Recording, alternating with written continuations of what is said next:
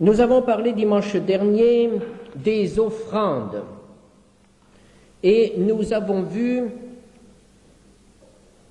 que l'entretien du temple et du culte ainsi que les revenus des Lévites et sacrificateurs étaient assurés par des offrandes régulières. Ces offrandes régulières étaient la dîme, le droit de rachat, les prémices et les différents sacrifices qui étaient apportés par le peuple.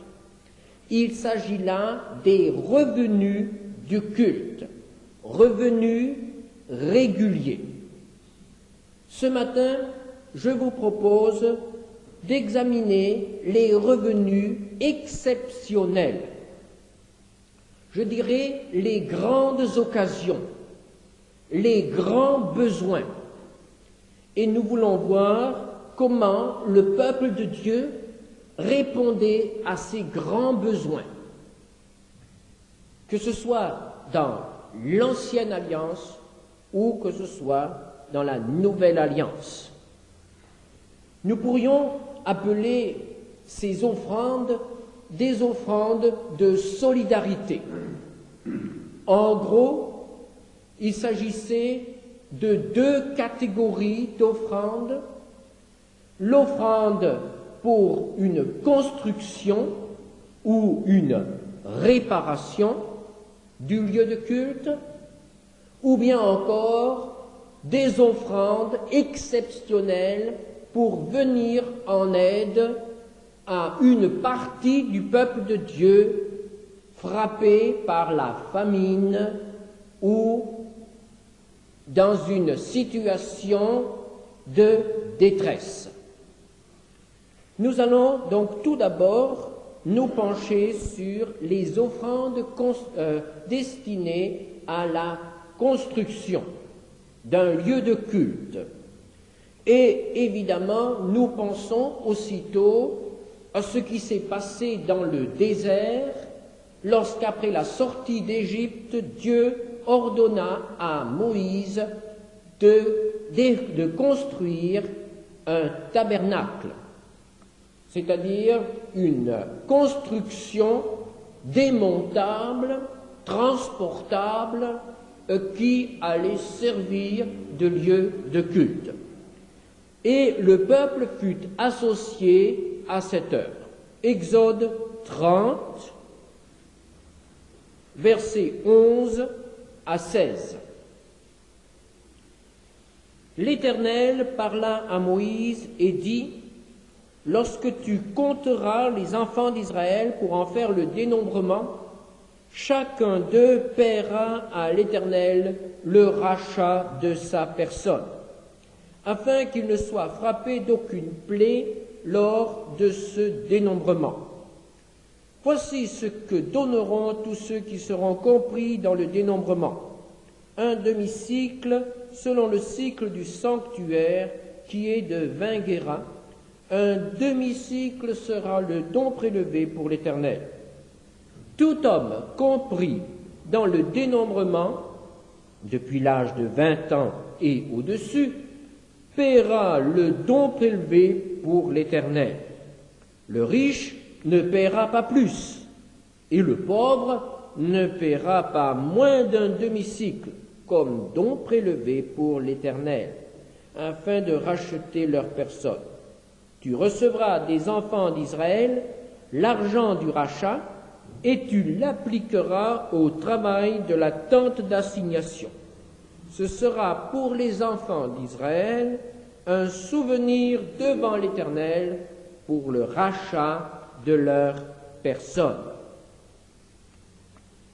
La base du financement de la construction du tabernacle a donc été une taxe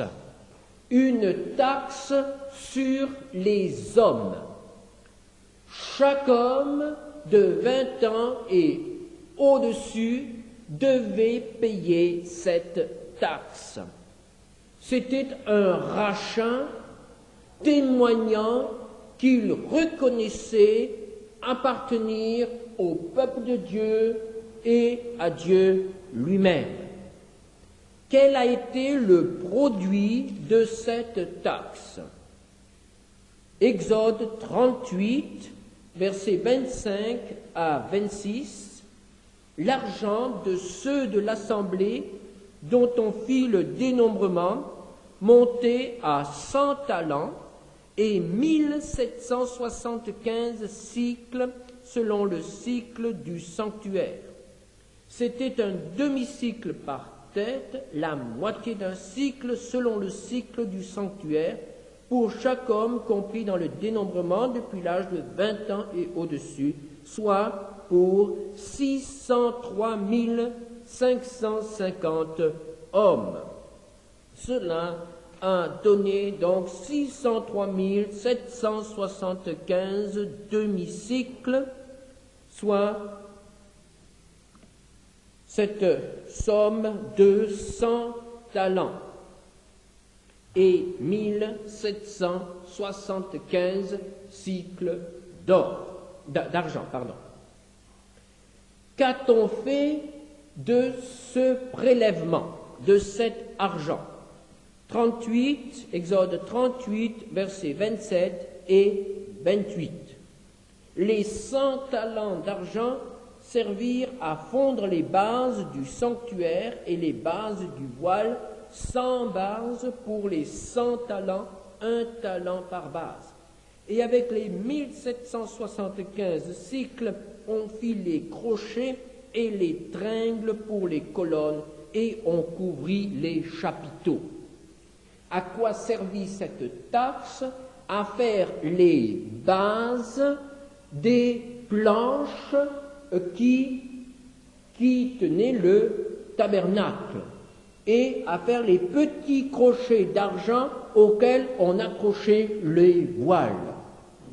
Nous reconnaissons donc que cette taxe n'a pas eu une importance très grande dans le financement du sanctuaire.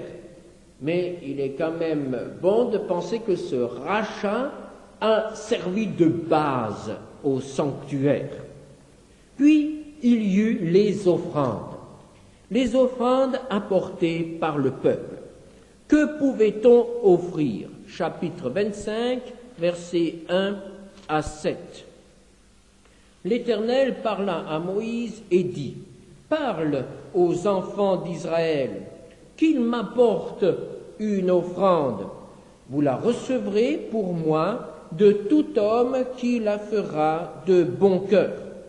Voici ce que vous recevrez d'eux en offrande: de l'or, de l'argent et de l'airain, des étoffes teintes en bleu, en pourpre, en cramoisi, du fin lin et du poil de chèvre, des peaux de bélier teintes en rouge et des peaux de dauphin, du bois d'acacia, de l'huile pour le chandelier, des aromates pour l'huile d'onction et pour le parfum odoriférant, des pierres d'onyx et d'autres pierres, pour la garniture de l'éphod et du pectoral. Que pouvait-on offrir? Des matériaux, ce que chacun trouvait dans sa tente ou dans ses réserves personnelles. On pouvait l'apporter pour construire le sanctuaire. Que pouvait-on encore offrir? Son travail. Exode 35, verset 10. Que tous ceux d'entre vous qui ont de l'habileté viennent et exécutent tout ce que l'Éternel a ordonné.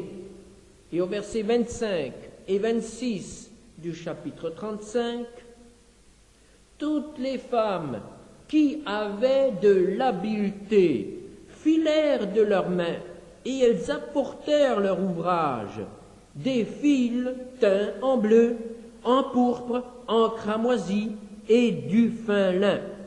Toutes les femmes dont le cœur était bien disposé et qui avaient de l'habileté filèrent du poil de chèvre.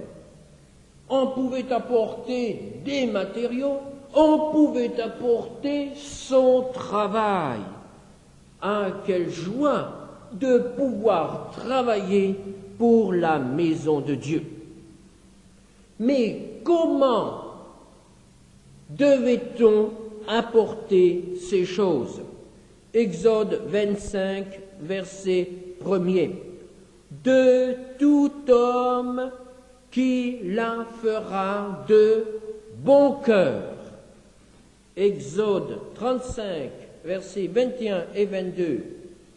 Tous ceux qui furent entraînés par le cœur et animés de bonne volonté vinrent et apportèrent une offrande à l'Éternel pour l'œuvre de la tente d'assignation, pour tout son service et pour les vêtements sacrés. Les hommes vinrent, aussi bien que les femmes, tous ceux dont le cœur était bien disposé, apportèrent des boucles, des anneaux, des bagues, des bracelets, toutes sortes d'objets d'or. Chacun présenta l'offrande d'or qu'il avait consacrée à l'Éternel. Les uns se dépouillèrent de leurs ornements, les autres apportèrent quelque chose qu'ils avaient gardé en cas d'un mauvais passage, et ils ont apporté tout cela au Seigneur de bon cœur, entraînés par le cœur, nous dit la parole de Dieu. C'est le cœur qui doit parler, et non pas seulement la raison ou la prudence. Quand il s'agit de faire quelque chose pour Dieu, c'est au cœur que le Seigneur regarde. Et quel a été le résultat? Exode 36, versets 4 à 7. Alors, tous les hommes habiles, occupés à tous les travaux du sanctuaire, quittèrent chacun l'ouvrage qu'il faisait, et vinrent dire à Moïse, « Le peuple apporte beaucoup plus qu'il ne faut pour exécuter les ouvrages que l'Éternel a ordonné de faire. » Moïse fit publier dans le camp que personne, homme ou femme, ne s'occupa plus d'offrandes pour le sanctuaire. On empêcha ainsi le peuple d'en apporter.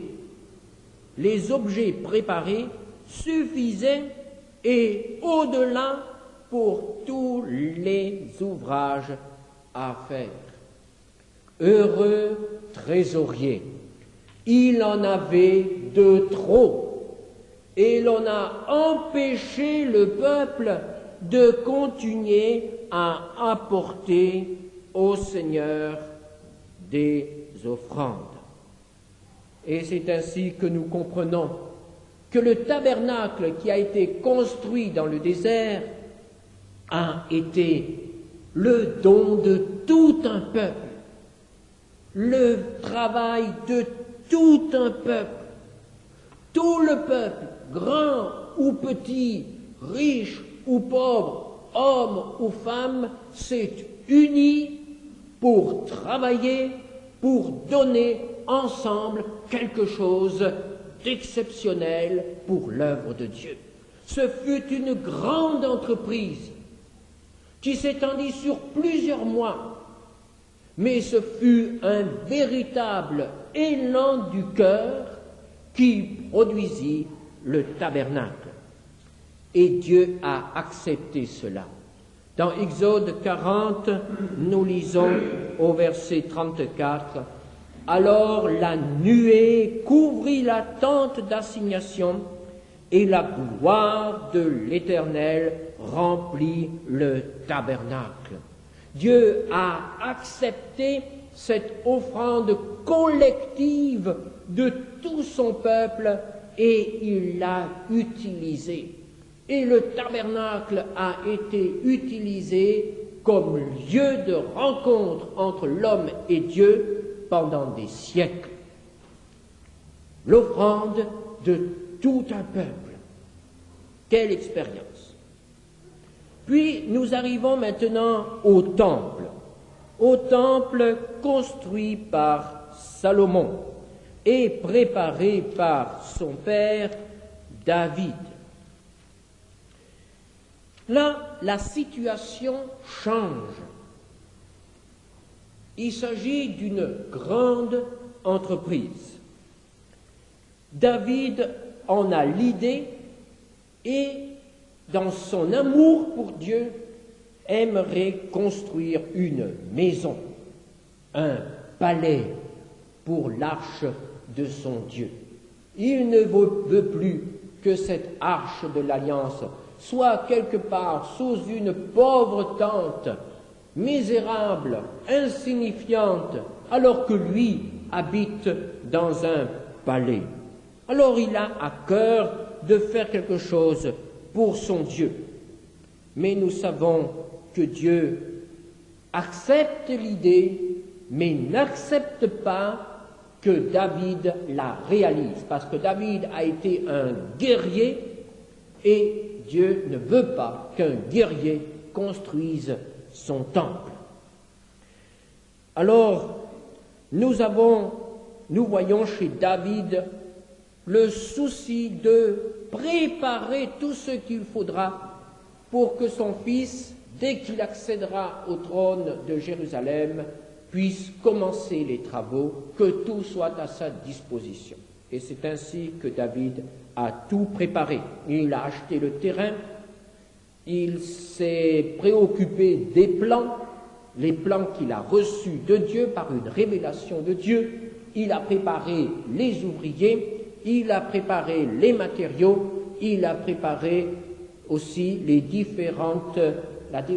l'organisation du travail. Et il nous dit dans 1 Chronique, chapitre 29, versets 2 à 5, « J'ai mis toutes mes forces à préparer pour la maison de mon Dieu de l'or pour ce qui doit être d'or, de l'argent pour ce qui doit être d'argent, de l'airain pour ce qui doit être d'airain, du fer pour ce qui doit être de fer, et du bois pour ce qui doit être de bois. Des pierres d'onyx et des pierres à enchâsser, des pierres brillantes et de diverses couleurs, toutes sortes de pierres précieuses, et du marbre blanc en quantité. De plus, dans mon attachement pour la maison de mon Dieu, je donne à la maison de mon Dieu l'or et l'argent que je possède en propre, outre tout ce que j'ai préparé pour la maison du sanctuaire, 3000 talents d'or d'Ophir, et 7000 talents d'argent épuré, pour en revêtir les parois des bâtiments, l'or pour ce qui doit être d'or, et l'argent pour ce qui doit être d'argent, et pour tous les travaux qu'exécuteront les ouvriers. Voici donc ce que David a donné. Puis il lance un appel. Qui veut encore présenter volontairement aujourd'hui ses offrandes à l'Éternel? Et nous lisons au verset 6 jusqu'au verset 8, les chefs des maisons paternelles, les chefs des tribus d'Israël, les chefs de milliers et de centaines et les intendants du roi firent volontairement des offrandes. Ils donnèrent pour le service de la maison de Dieu 5000 talents d'or, 10 000 d'aric, 10 000 talents d'argent, 18 000 talents d'airain et 100 000 talents de fer. Ceux qui possédaient des pierres les livrèrent pour le trésor de la maison de l'Éternel entre les mains de Jéhiel le Gershonite. Ce sont donc les chefs du peuple, les responsables qui ont apporté leurs offrandes. Et là, nous voyons une différence. Dans le désert, c'est tout le peuple qui a apporté quelque chose. Et ici, nous avons affaire à une société qui est très hiérarchisée. Et ce sont les responsables, ce sont les chefs, jusqu'aux chefs de centaines, jusqu'aux chefs de famille, mais ce sont plutôt les responsables qui apportent de quoi construire ce temple. Nous voyons aussi qu'il s'agit d'une entreprise nettement supérieure à la construction du tabernacle dans le désert. 2 chiffres permettront d'établir la comparaison. Dans le désert, le peuple a apporté 29 talents d'or. Ici, nous venons de lire, en faisant le total entre ce que David a donné et ce que les chefs ont donné, nous arrivons à un total de 8000 talents d'or. 29 dans le désert, 8000 à Jérusalem. Pour mieux réaliser l'importance de ce qui a été apporté au temple, nous pouvons encore comparer avec les importations d'or sous le règne de Salomon. La Bible nous dit que Salomon recevait chaque année par ses navires qui venaient d'Ophir, il recevait chaque année 666 talents d'or. Il a donc fallu plus de 10 ans d'importation d'or pour arriver à l'équivalence de ce qui va rentrer dans le temple. 8000 talents d'or. Nous ne pouvons pas savoir ce que ça représente exactement en poids, puisque le talent a changé de signification au cours des siècles, mais en tout cas, c'était quelque chose une fortune colossale qui a été introduite là, dans ce bâtiment. Mais ce qui nous intéresse, c'est de savoir dans quelles conditions cela a été apporté. Et là, nous retrouvons quelque chose que nous avons déjà trouvé dans le désert. Nous y retrouvons la joie. 1 Corinthiens 29, verset 9. Et nous lisons, « Le peuple se réjouit de leurs offrandes volontaires, car c'était avec un cœur bien disposé qu'il les faisait à l'Éternel. Et le roi David en eut aussi une grande joie. » Ah, la joie de ce peuple qui a donné quelque chose à son Dieu. Mais on aurait aussi pu penser que l'orgueil saisisse ces gens à la vue de ces amas d'or et d'argent, de pierres précieuses. Ils avaient de quoi s'élever et de dire « Quelle grande chose nous avons faite là, Seigneur, combien nous t'avons apporté !» Parce que l'orgueil est caché au fond de notre cœur, et parfois même quand nous sommes bien disposés pour faire quelque chose pour Dieu, l'orgueil est là et il nous fait miroiter, il nous pousse à dire « Ah, mais on a quand même réussi quelque chose de bien, on a fait quelque chose de beau !» Et alors, regardons dans quel état d'esprit était ce roi David. 1 Chronique 29, verset 14. « Qui suis-je et qui est mon peuple que nous puissions te faire volontairement ces offrandes, dit-il à Dieu. Tout vient de toi, et nous recevons de ta main ce que nous offrons. » Et pour ceux d'entre nous qui regardent les petites enveloppes que nous glissons chaque dimanche dans la bourse, vous avez reconnu le verset. Tout vient de toi, et nous recevons de ta main ce que nous t'offrons. Voilà l'attitude du croyant qui sait que ce qu'il donne à Dieu, en réalité, il ne le lui donne pas, il le lui rend, parce que Dieu nous l'a déjà donné. Donc ce fut la deuxième grande entreprise exceptionnelle pour le lieu du culte. et puis vers d'autres entreprises. Et là, il s'agissait de réparer. Et nous avons sous le règne de Joas, dans 2 Chroniques 24, versets 8 à 11, les offrandes en vue de la réparation du temple. Et c'est fut sous la forme d'un impôt, mais nous retrouvons la caractéristique impôt apporté avec joie.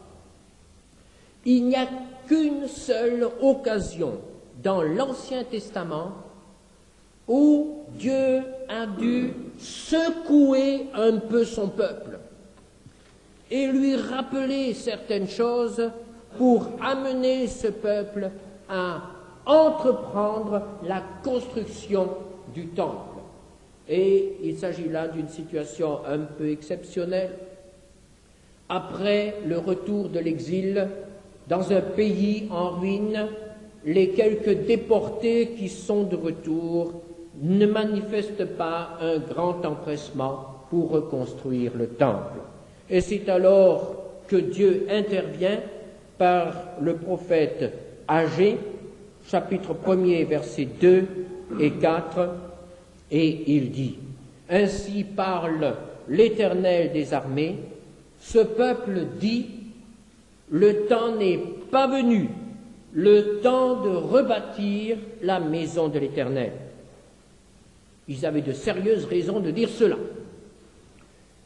C'est pourquoi la parole de l'Éternel leur fut adressée par Agé le prophète en ce mot: Est-ce le temps pour vous d'habiter vos demeures lambrissées quand cette maison est détruite? Ils ne trouvaient pas dans le cœur de ce peuple l'attitude que nous avons trouvée chez David, qui, comparant son état, sa maison, avec la maison de Dieu, ne pouvait pas supporter plus longtemps que la maison de Dieu soit délaissée. Et à l'époque d'Agé, la maison de Dieu était délaissée et le peuple le supportait bien. Mais alors Dieu a dû mettre sa main sur ce peuple et lui ouvrir les yeux, et il n'y avait pas de bénédiction sur son travail, il n'y avait pas de bénédiction sur ses maisons, il n'y avait pas de bénédiction dans les familles, dans les santé, il n'y avait pas de bénédiction, et l'argent filait. Ce qu'on ne donne pas à Dieu et qui lui revient ne reste certainement pas dans nos maisons. Ça sera pris par autre chose. Et Dieu rappelle par la bouche de ce prophète, dans Agé 2, verset 8, « L'argent est à moi et l'or est à moi. » Voici donc ce premier aspect, les offrandes exceptionnelles pour les constructions du lieu de culte. Et nous avons l'autre aspect, les offrandes pour les pauvres, la solidarité. Alors évidemment, cela est beaucoup moins spectaculaire, mais je dirais que c'est plus important. Dans le livre du Deutéronome, nous trouvons de nombreuses lois en faveur du pauvre. Au chapitre 15 du Deutéronome, verset 11, nous lisons « Il y aura toujours des indigents dans le pays. C'est pourquoi je te donne ce commandement, tu ouvriras ta main à ton frère, au pauvre et à l'indigent dans ton pays. » Quels étaient les droits des pauvres? Les pauvres avaient le droit de grappiller. Le propriétaire d'une vigne ou d'un verger, lorsque, après le passage des vendangeurs, s'apercevait que certaines choses étaient restées, n'avait pas le droit de les cueillir. Même s'il le voyait, cela ne lui appartenait plus. C'était un droit qui était maintenant accordé aux pauvres. Le pauvre pouvait venir grappiller.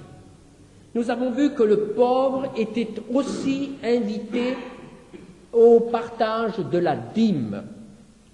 Nous avons également vu qu'il y avait une loi, c'est la loi de relâche, l'année de relâche, tous les 7 ans, tous les pauvres qui avaient des dettes voyaient leurs dettes annulées. Aucun créancier ne pouvait maintenir une dette au-delà de 7 ans. Ce qui était dû la 7e année était abandonné aux pauvres. Ce sont des lois qui étaient évidemment assez en avance sur celles que nous connaissons aujourd'hui. Si ces lois avaient été pratiquées dans le peuple de Dieu, il n'y aurait pas eu de pauvres.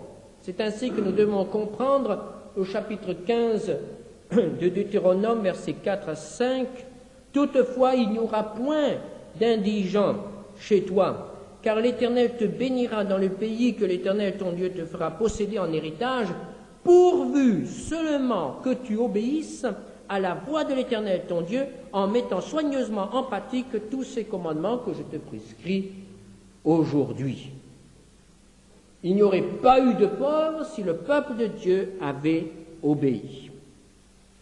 Et nous retrouvons cela dans l'enseignement du Seigneur, puis dans l'enseignement des apôtres.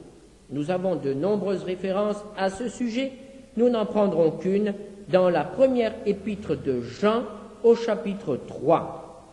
1 Jean, chapitre 3, versets 17 à 18. Si quelqu'un possède les biens du monde et que, voyant son frère dans le besoin, il lui ferme ses entrailles, comment l'amour de Dieu demeure-t-il en lui? Petits enfants, n'aimons pas en parole et avec la langue, mais en action et avec vérité. Tels sont donc les principes généraux en faveur des pauvres, la solidarité pour ceux qui sont dans le besoin. Mais il y a aussi des situations exceptionnelles. Et nous avons dans les Écritures un exemple assez exceptionnel, c'est ce qui s'est passé à Jérusalem après la Pentecôte. Et nous savons que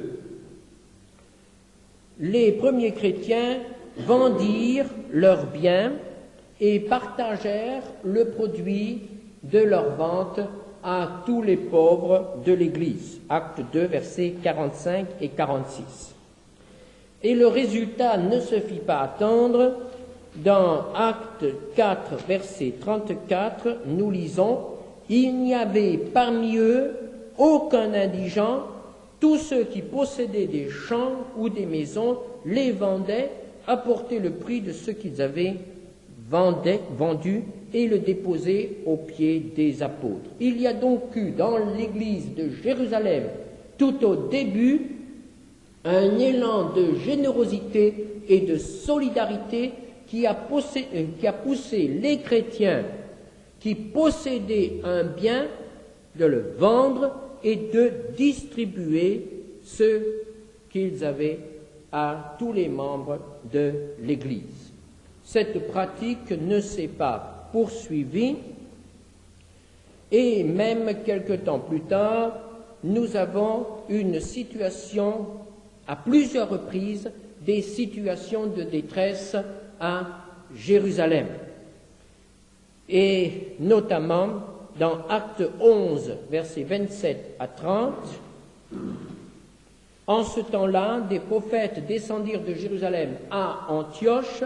L'un d'eux, nommé Agabus, se leva et annonça par l'Esprit qu'il y aurait une grande famine sur toute la terre. Elle arriva en effet sous Claude. Les disciples résolurent d'envoyer chacun selon ses moyens un secours aux frères qui habitaient en la Judée. Ils le firent parvenir aux anciens par les mains de Barnabas et de Saul. Voici donc des chrétiens qui ont vendu leurs champs et qui vont être sévèrement frappés par la famine. Ils n'ont plus de moyens de subsistance. Et c'est à ce moment-là que la solidarité de l'Église corps de Christ se manifeste, et ce sont d'autres églises, ici le cas d'Antioche, qui était probablement un peu plus riche, et qui a envoyé un secours aux chrétiens de Judée. Et plus tard encore, nous avons la même situation, et c'est l'apôtre Paul qui organise une grande collecte dans toutes les églises dont il a été le fondateur, et cela en faveur des pauvres qui sont en Palestine. Et nous avons plusieurs mentions de cette collecte, et notamment dans 1 Corinthiens 16, versets 1 à 4. Pour ce qui concerne la collecte en faveur des saints, agissez vous aussi comme je l'ai ordonné aux églises de la Galatie. Que chacun de vous, le premier jour de la semaine, mette à part chez lui ce qu'il pourra, selon sa prospérité, afin qu'on n'attende pas mon arrivée pour recueillir les dons. Et quand je serai venu, j'enverrai avec des lettres pour porter vos libéralités à Jérusalem les personnes que vous aurez approuvées.